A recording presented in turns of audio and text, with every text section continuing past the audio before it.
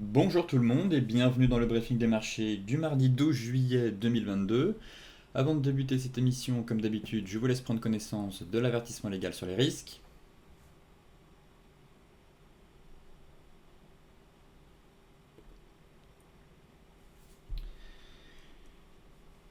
Et donc, en ce mardi 12 juillet, et non pas le 11 juillet, petite coquille de ma part, eh bien, les doutes persistent toujours un peu sur les marchés. Globalement, on a des indices qui hésitent, je trouve. On ouvre en baisse à chaque fois, mais on a du mal vraiment à accélérer, vraiment, à enfoncer les niveaux de support. Ça résiste plutôt bien, mais on sent très clairement que les opérateurs sont dans l'attente euh, de catalyseurs, dont les chiffres de l'inflation aux États-Unis et la saison des résultats qui débutera en fin de semaine. Donc globalement, l'absence de catalyseurs eh bien, a laissé les investisseurs, je dirais, prudents avant la publication justement des données sur les prix à la consommation et les résultats attendus cette semaine, notamment les bancaires. Donc là, une séance sans trop de données économiques. La publication des chiffres des prêts à la consommation aux États-Unis devrait quand même permettre de voir si l'inflation a bel et bien atteint un pic, alors que la Réserve fédérale se réunit le 27 juillet et que les marchés tablent quand même sur un relèvement de 3 quarts de point, donc 75 points de base. Pour rappel, inflation aux États-Unis 8,6%, le consensus stable sur 8,8%. Néanmoins, qu'on voit, n'empêche, je dirais qu'on voit le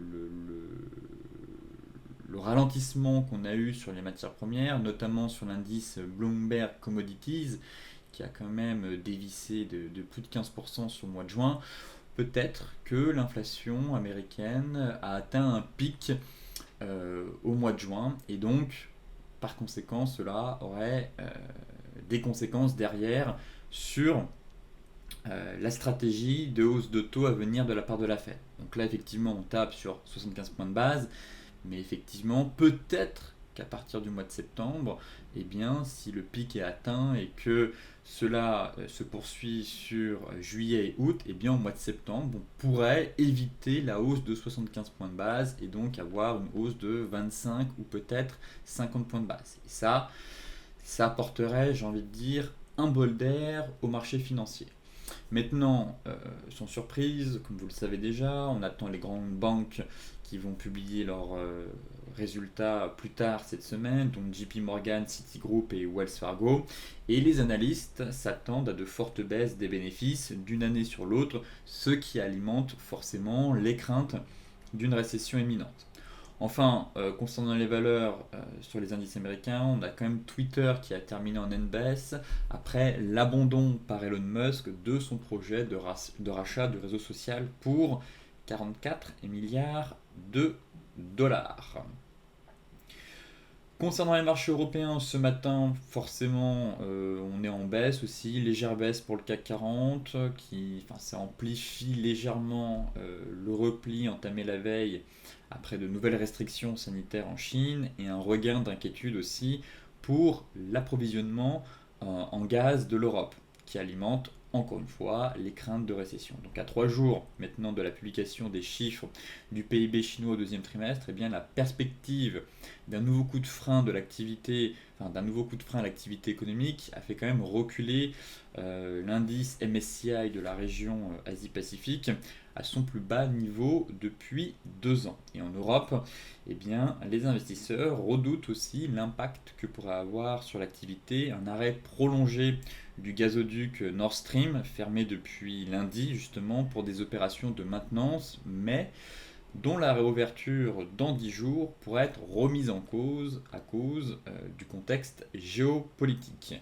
Enfin, pour terminer, ce matin, sur le marché d'échange, eh bien, l'euro-dollar a glissé vers la parité. Donc, après l'euro-franc suisse, l'euro-dollar, effectivement, l'euro s'érode peu à peu, j'ai envie de dire, et on a atteint un seuil psychologique et à la fois un seuil technique. On fera le point dans la partie technique, justement, juste après.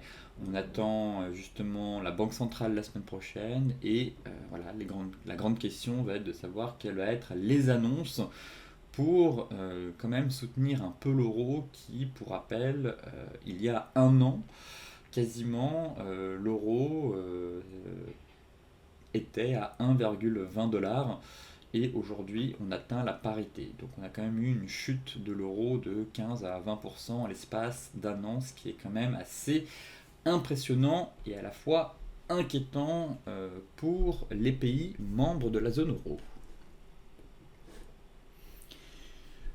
Concernant la partie macro, spéciale Goldman Sachs, j'ai envie de dire, on a eu les dernières prévisions, que ce soit sur le S&P 500 ou le pétrole, donc on va commencer par le pétrole, et ici on observe quand même une nette divergence sur ce qu'anticipent les marchés et ce qu'anticipe Goldman Sachs. Donc clairement, deux salles, deux ambiances, des marchés équitables, en tout cas des futurs qui price actuellement un baril de pétrole aux alentours de voilà, 88 $, plutôt une stabilisation du marché, puis une rechute à venir pour se stabiliser d'ici euh, décembre, mi-2023 aux alentours de 88 $.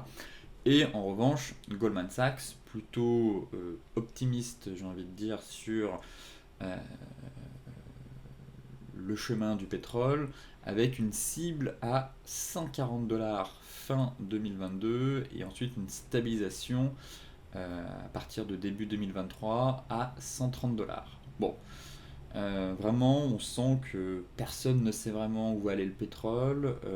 J'ai vu un scénario catastrophique avec un pétrole allant à 60 $ et je sais plus quelle banque a publié un scénario d'un baril, je crois, à 280 ou 380 $. Je me demande si c'est pas Citi ou JP Morgan. Bref, tout cela est un peu tiré par les cheveux, très clairement. Bien évidemment, tout dépendra du contexte géopolitique et de la durée de la guerre en Ukraine. C'est aussi simple que ça. Finalement, moi, j'ai envie de reposer sur ce que je sais et ce que je vois. Et actuellement, on a un range. Voilà. On l'évoque depuis maintenant plusieurs semaines. On est venu tester la borne basse. On a eu un beau rebond dessus. Donc, gros range de surveillance. Je ne sais pas si on ira à 80 $, ni si on ira à 140, 180, que sais-je, 280 $. En tout cas, j'ai un gros range technique. Intéressant. Donc maintenant la question c'est de savoir si on est dans une phase d'accumulation ou de distribution. Si on est dans une phase d'accumulation, forcément la tendance est haussière, la probabilité d'avoir une sortie par le haut qui dit accumulation, objectif 140. Si on est dans une phase de distribution et qu'au final on a une détente sur les matières premières et qu'on arrive finalement à une solution sur la guerre en Ukraine, eh bien phase de distribution, retour sur les 188. Donc là, très clairement, moi, ce qui va m'intéresser pour l'instant, c'est pas de savoir si on va aller à 88 ou à 140, c'est de voir comment vont réagir les prix sur les niveaux clés. Et donc ici, c'est le seuil psychologique des 100 $, 99, 101 $, et à la hausse, ce sera les 123 $. Effectivement, en cas de cassure du seuil psychologique des 100 $, pourquoi pas avoir un pic et un retour vers les 88 $. Effectivement, si on a une récession, vraiment, et bien logiquement, on a une chute des matières premières, donc c'est un scénario plutôt aux alentours de 88 $. Si la guerre en Ukraine s'intensifie dans les mois à venir, qu'on casse les 123 $, et bien effectivement, je partirai pour un scénario haussier en direction des 140 $. Ici, ce sont les prévisions du S&P 500, une nouvelle fois. Actuellement, on est sur un drawdown de 24%. En moyenne, vous voyez que le niveau médian, c'est les 24% au cours des dernières récessions. Goldman Sachs estime qu'une récession aux États-Unis engendrait une chute du marché d'environ 34%, ce qui n'est pas délirant du tout pour le coup, effectivement. 34%, ça amènerait un S&P 500 vers les 3150. Ça me paraît, là je suis plus en accord avec eux finalement. Tout dépendra encore une fois de la violence de cette récession. Là on price et on anticipe une récession. effectivement, si on a une récession nette 30-34% et derrière la Fed se dit ok, on lève le pied, on va arrêter de relever les taux, on va reprendre un petit peu le QE, ce serait dommage qu'on ait une récession trop profonde, ça me semble intéressant. En tout cas, 30-34%, 35%. Derrière, si finalement les banquiers centraux perdent totalement le contrôle de leurs outils monétaires et finalement la hausse des taux s'avère dramatique et enclenche une récession trop profonde dans le pays avec une inflation trop élevée finalement derrière, eh bien on peut s'attendre à une récession un peu plus profonde et en moyenne, voilà, vous voyez, on est aux alentours de 50-55%. Donc ici, pour moi, 34%, c'est 30-34%, allez, on va plutôt arrondir à 30-35.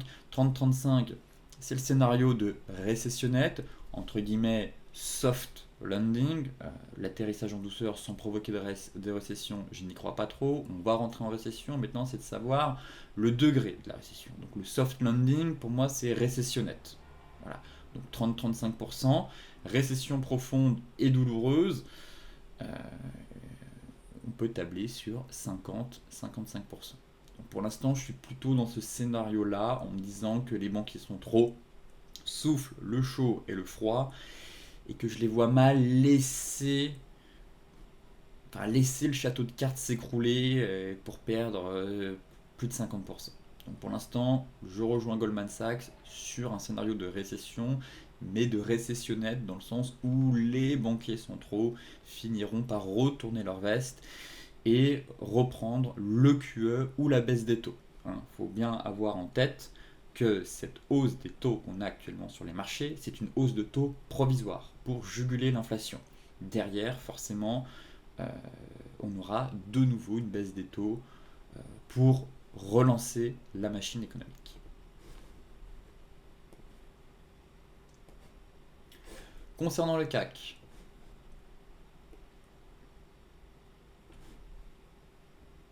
pas grand chose à dire, très honnêtement, sur l'indice CAC 40. On tient toujours les 5950.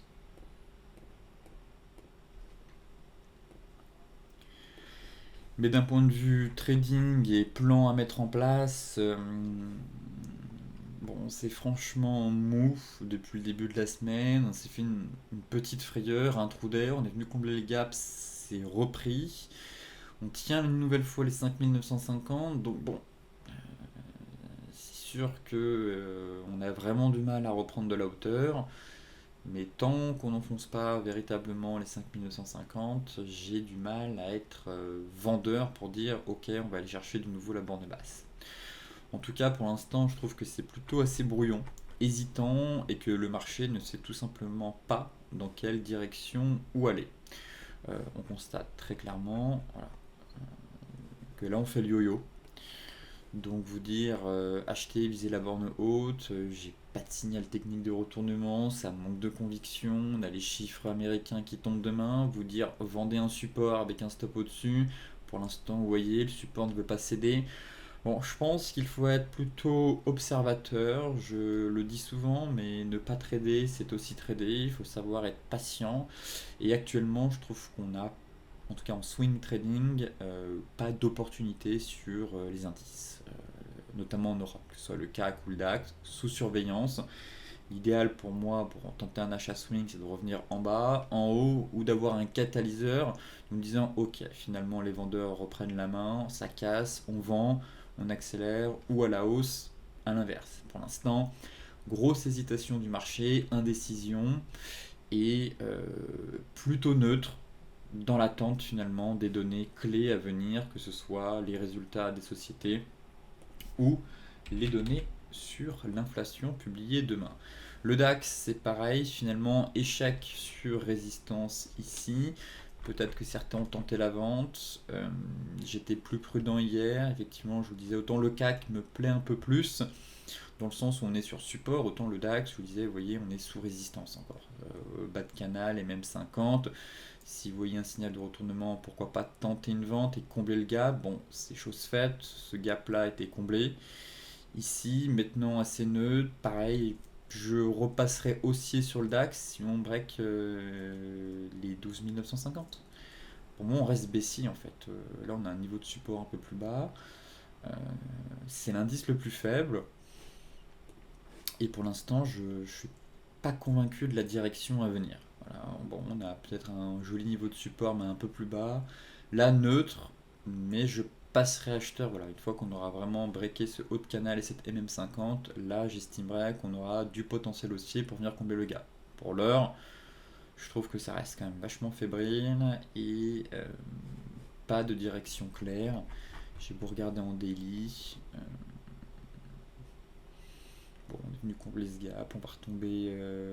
L'idéal serait de l'avoir un peu plus bas, revenir sur les 12 575, mais bon, pareil, je préfère rester dans l'attente, ne pas me précipiter, étant donné que pour l'instant, on n'a pas de signaux clairs, à la baisse comme à la hausse, plutôt un marché hésitant, et donc il faut parfois rester à l'écart tant qu'on n'a pas de, voilà, de signal nous disant OK pour entrer à la vente, OK pour entrer à la hausse, à l'achat, ou un catalyseur.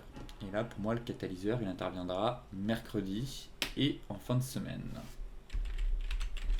Dow Jones, pareil, finalement, le range, ça tient, mais enfin, on est prisonnier entre la Tenkan et la Kijun, donc grosse indécision de la part du marché, on risque d'ouvrir sur notre Tenkan. Euh, bon, on avait ce petit range daily horaire qui me plaisait bien ici, ça a tenu hier. J'attends de voir. J'attends de voir l'ouverture cet après-midi, mais pour l'heure, ça reste l'indice le plus fort hein, au sein du rebond. Le CAC bat de l'aile un peu, le DAX, il n'y a même pas eu de rebond, c'est baissier. Le Dow Jones reste l'indice le plus fort. Donc si vous êtes acheteur, très clairement, allez sur le Dow Jones. Si vous êtes vendeur, allez sur le DAX. Euh, Maintenant, voilà, on est sur un niveau de support, on est dans un micro-range. On n'arrive pas à aller plus haut, mais là pareil, je pense qu'on aura peu de mouvements très honnêtement avant les données sur l'inflation. Je vois mal les marchés accélérer complètement à la baisse, et je les vois mal prendre des risques, retourner à l'achat et nous arracher l'oblique et aller chercher les 32 000. À mon avis, on va rester très hésitant jusqu'à demain et à partir de 14h30, on aura sûrement un départ de flux. Voilà.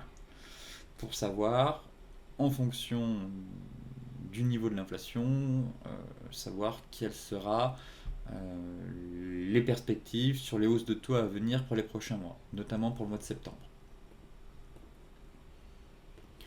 Là, on donne les 4 heures. Bon, j'ai dû.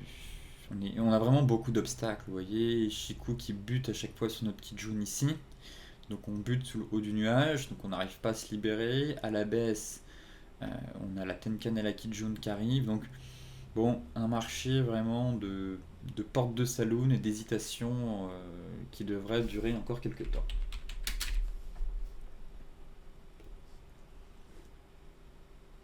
Ouais, on chute quand même pas mal sur les futurs, on réintègre ce range. Bon, on a un petit niveau de support intermédiaire juste ici, mais c'est pas très, enfin, c'est pas un gros niveau non plus. Très clairement, bon, pas de plan vendeur.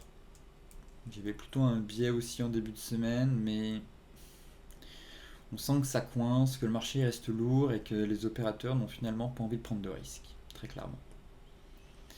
Donc, malgré cette sortie de range, je réintègre, je trouve ça dommage. Bon, on peut essayer de voir sur la borne basse du canal, mais très honnêtement, je vais être très neutre jusqu'à demain et m'abstenir tout simplement d'évoquer un plan de trading ou de donner des plans de trading étant donné que c'est un peu l'incertitude totale actuellement sur les marchés.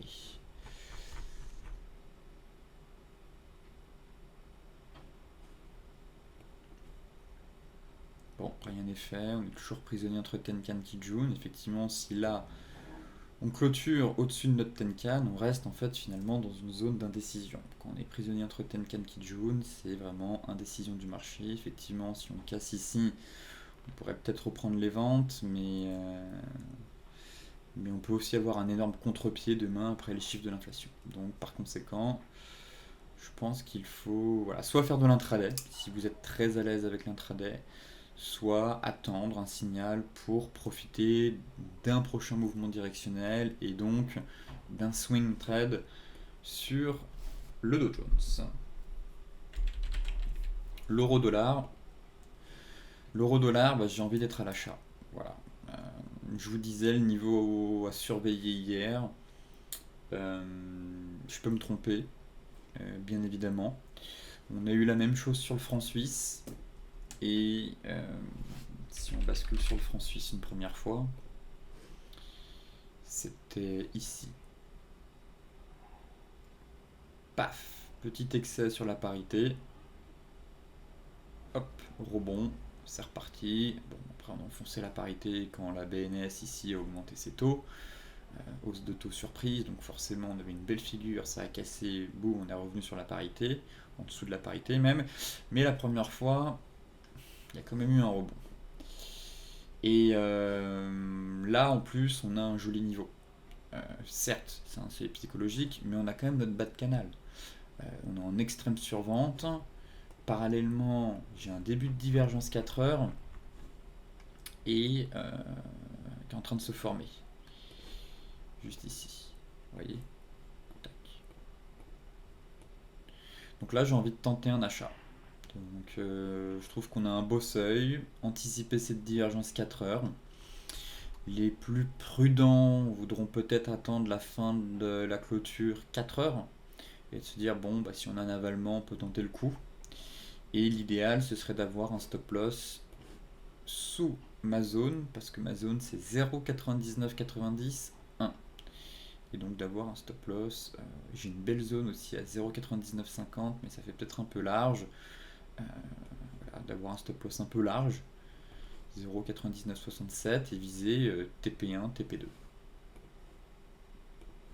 Voilà, en tout cas, je trouve qu'il y a de vendeurs ici, tout le monde parle de la parité, et généralement, quand tout le monde s'inquiète, le consensus a tendance à faire l'inverse.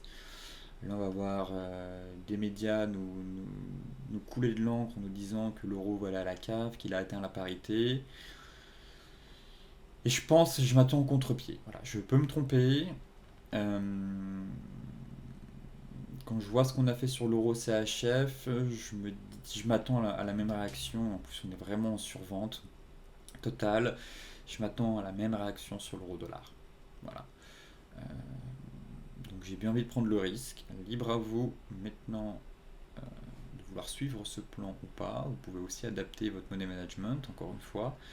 Et quand je vois ce joli canal baissier, on vient de toucher la parité, le bas du canal, un seuil clé, les 0,99-90 qui sont pas loin, et bien j'ai bien envie de tenter le rebond.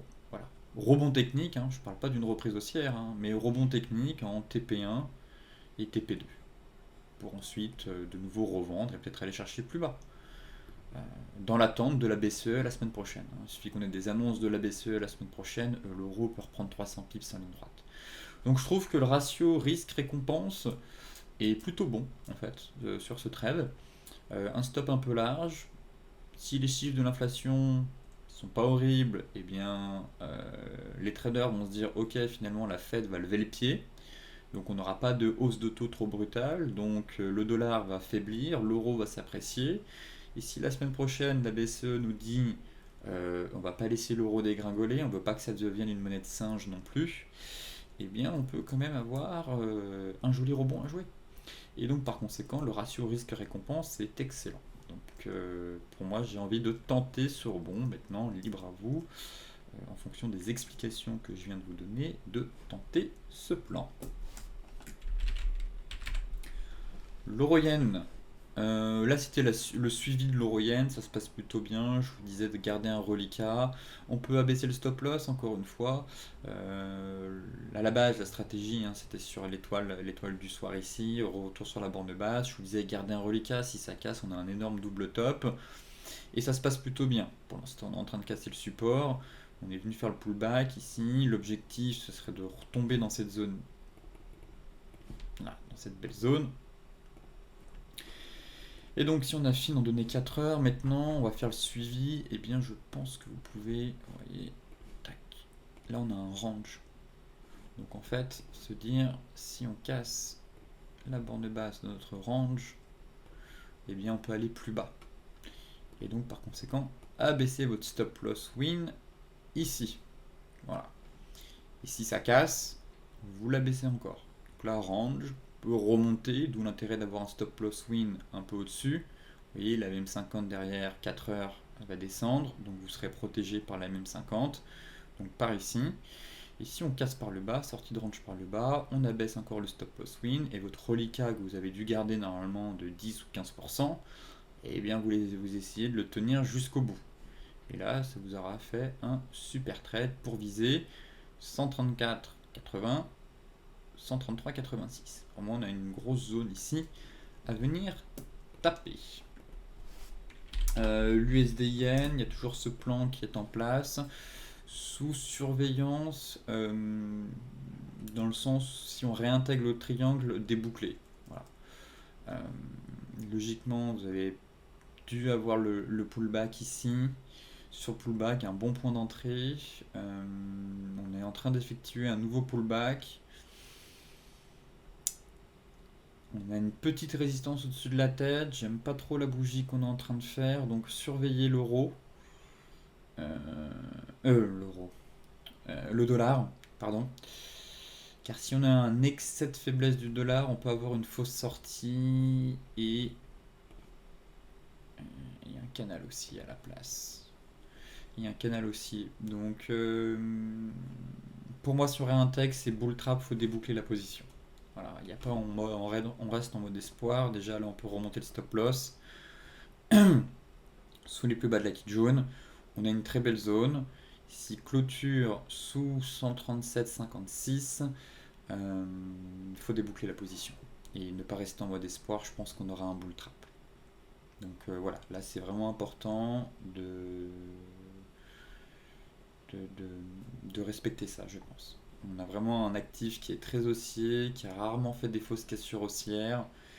Et là, je me dis, ça se trouve, c'est peut-être un canal haussier. Si c'est invalidé, qu'on réintègre. Et donc, voilà, il faut limiter la casse. Au pire, ce serait une perte minime, mais ça évitera de subir une perte complète. Pour l'instant, ça tient. C'est peut-être un pullback. Mais si réintégration, voilà, j'ai pas envie d'avoir une perte sèche. Là, il faut déboucler. Presque intéressant même de passer à l'achat ici.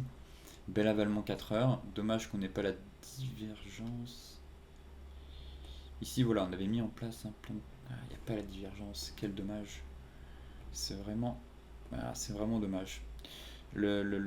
C'est vraiment beau, là, ce qu'on est en train de faire. En tout cas, il faut déboucler le trade. Peut-être garder un reliquat. Mais vous voyez qu'on a atteint l'objectif. Je vous disais, cassure, pullback, objectif 1,3055, bas de range. Donc là, il a été atteint, débouclé totalement ou peut-être garder un reliquat. Maintenant, on est sur un super niveau de support. C'est vrai que c'est tentant de tenter le rebond ici, là. On a une belle zone, une très belle zone.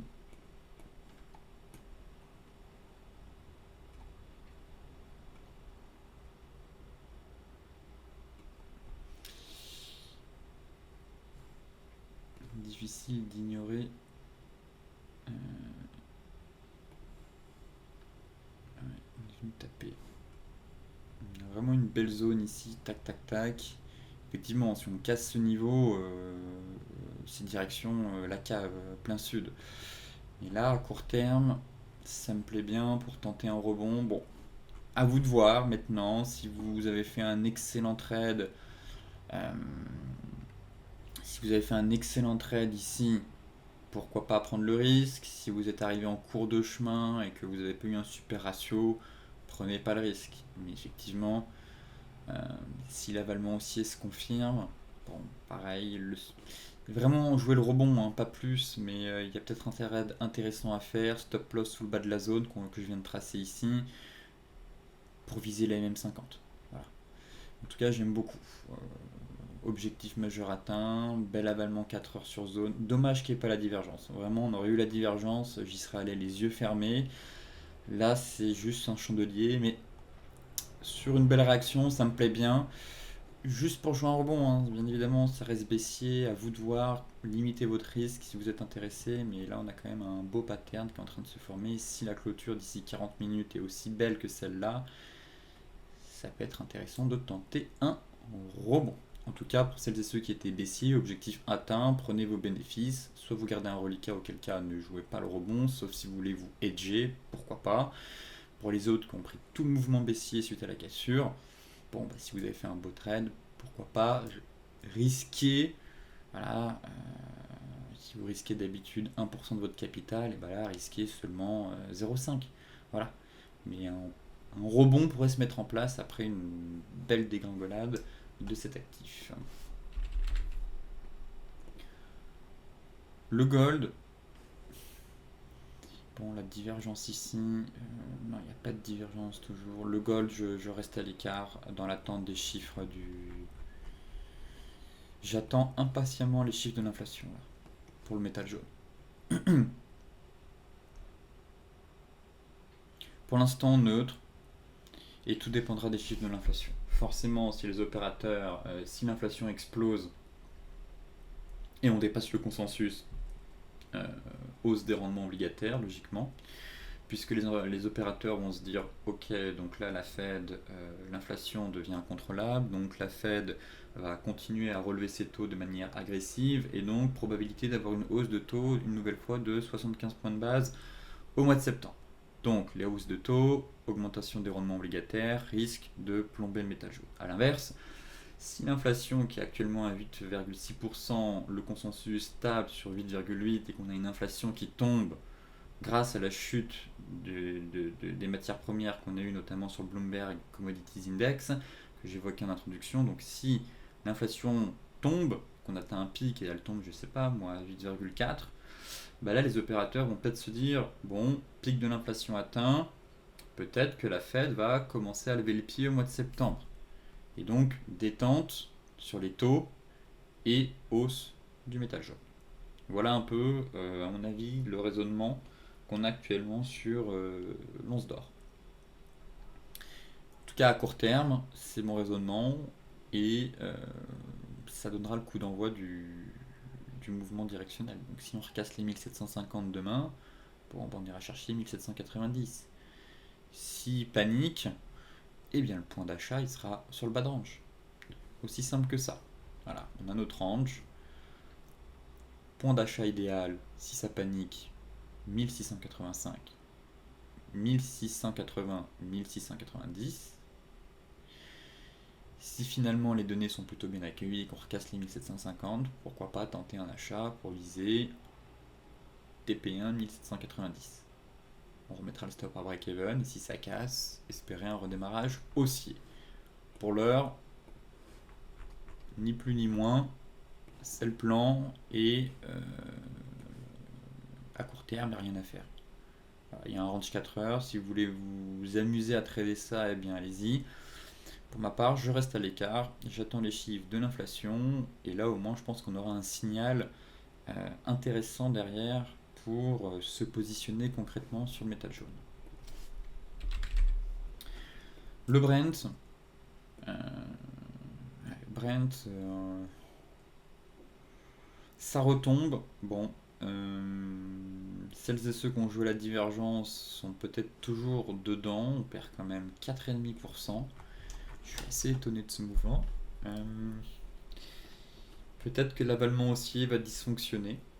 Pour l'instant, il tient, mais si vous êtes sur la divergence ici, mettez votre stop loss à break-even. Là, ça se dégrade. Effectivement, comme je vous le disais en introduction, on a un range. Je ne sais pas si on va aller à 140, 180, que sais-je, ou 80. Moi, j'ai un range technique de stabilisation. Pour moi, on est soit dans une phase d'accumulation, soit de distribution, comme j'expliquais.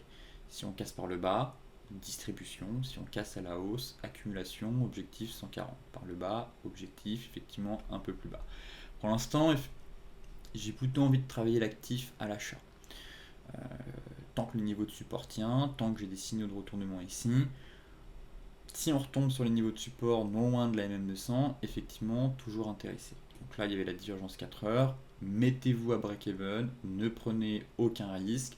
Si contre-pied il y a à l'ouverture US, tant mieux, vous êtes logiquement pas stoppé encore. On peut remonter un peu. C'est vrai qu'on perd quand même 4,5 en l'absence des investisseurs américains. Bon, tout est possible. Hier, c'était la même. On perdait 2%, on a fait la remontada.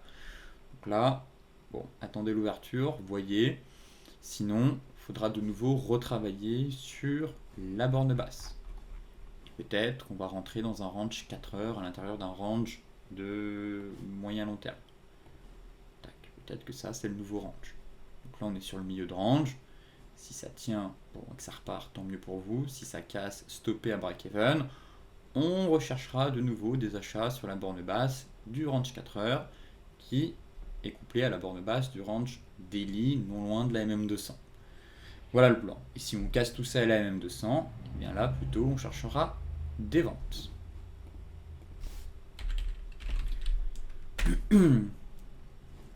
Le light, bon c'est pareil, on revient un peu sur cette zone basse de support. Le light, j'aimerais bien qu'il retombe en fait sur le vrai support. Enfin le vrai bas de range.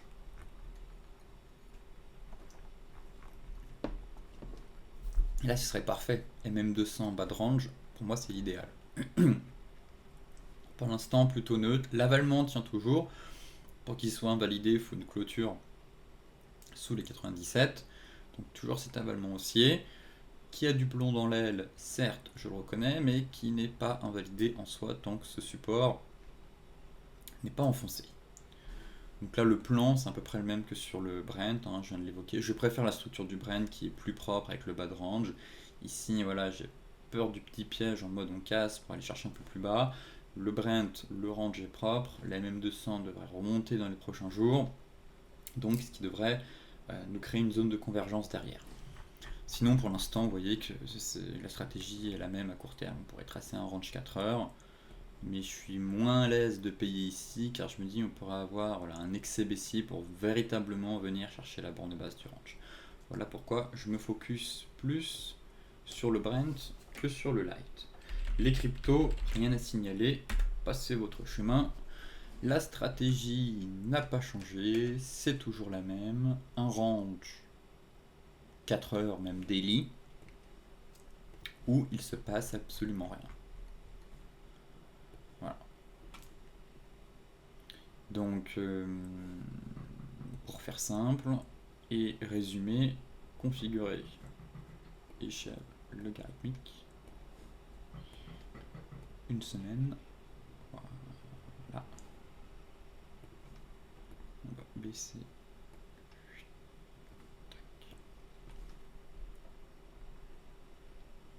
Donc ici, vous avez votre oblique haussière.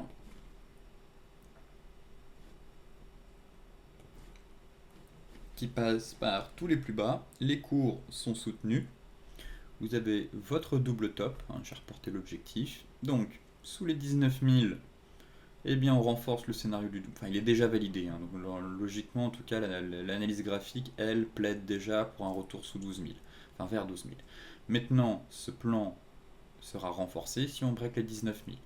Voilà, double sommet, si on casse les 19 000 et l'oblique haussière, attendez-vous un retour à 19 000. Plan baissier de moyen long terme, à court terme, on repasse en échelle linéaire, en données daily. Je vous ai mis tous les niveaux à surveiller. Tac. Voilà. En données daily, oblique baissière, range, pivot clé à préserver les 19 000. À court terme, si on sort par le bas de ce range, 17 000. C'est un petit niveau assez sympa comme support. À la hausse, si on casse l'oblique baissière et les 21 900, objectif 24 000, mais nécessite la cassure pour évoquer un début de reprise haussière. Sinon, il s'agit simplement d'un rebond au sein d'une tendance baissière, donc ça n'a aucune valeur. Voilà. Donc vous avez tous les niveaux. Soit vous tradez le range, soit vous attendez la cassure pour viser 17 000 et si on casse derrière à terme 12 000, soit reprise haussière, on break les 21 000 pour viser 24 000 et ensuite on sera plus serein pour espérer pourquoi pas retourner à 30 000. En tout cas, on aura un début de reprise haussière. Voilà les 1, 2, 3, 4 niveaux à surveiller. Et puis 5 si on va chercher les 12 000 derrière. qui reste quand même le scénario que je privilégie sur le BTC, un drawdown de 80%, ce qui n'a rien d'inhabituel si on connaît les mécanismes et le mode d'emploi du BTC depuis sa création. L'Ethereum, c'est la même chose. Bon, c'est pas aussi propre que sur le BTC en logarithmique, l'historique est bien plus court, mais sinon le plan reste le même à court terme. Range, on peut tenter des achats sur le seuil psychologique des 1000 $ pour viser de nouveau la borne haute. Si on casse 1412, voire la borne haute de notre canal, à aller chercher. À la baisse, 1822. Et si le BTC va à 12 000, eh bien on peut viser 600, 550 sur l'Ethereum. Ça me paraît pas impossible du tout. Donc voilà le plan. Il n'a pas changé. Donc à vous de voir, soit vous tradez le range, ping-pong entre les deux bornes, achat en bas, vente en haut, on allège et vice versa, on travaille, on se bat, ainsi de suite. Soit vous attendez tranquillement la cassure d'une des deux bornes pour savoir dans quel sens sera le prochain flux directionnel. Sur ce, je vous souhaite une excellente journée, de très bons trades et je vous dis à demain pour un nouveau point complet sur la planète finance.